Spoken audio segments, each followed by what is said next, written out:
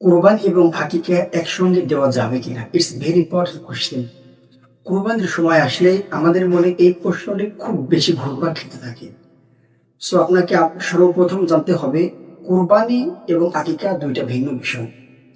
কোরবানি হচ্ছে আল্লাহ তাআলার পক্ষ থেকে ওয়াজিব একটি বিধান।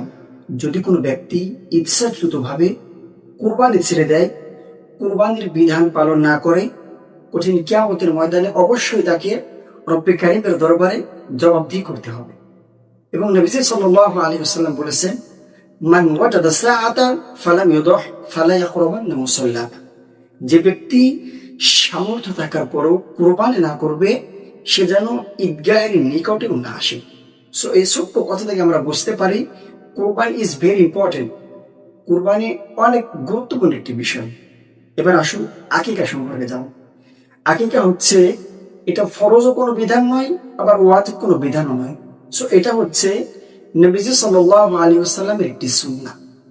হাদিসের মধ্যে এসেছে, যখন তোমাদের কোনো সন্তান ভূমিষ্ঠ হয়, তখন সন্তানের বয়স যখন 7 দিন হবে, তখন তোমরা তার জন্য পশু আকিকা করবে, বকরি জবাই করে আকিকা করবে। যদি 7 দিনে করতে না পারো, তুমি যে কোনো সময়, ঈদের দিন, ঈদের পরের দিন, যখন তোমার সামর্থ্য আসে, সুযোগ আসে, তুমি আকিকা করতে পারবে। এখন দুইটা মিলে ফাইনাল কথা হচ্ছে, কোরবানির দিন আকিকা করা যাবে, এতে কোনো সমস্যা নেই। সো আমরা এই স্বল্প কথা থেকে বুঝতে পারলাম কোরবানির দিন আকিকা করা যাবে কিনা।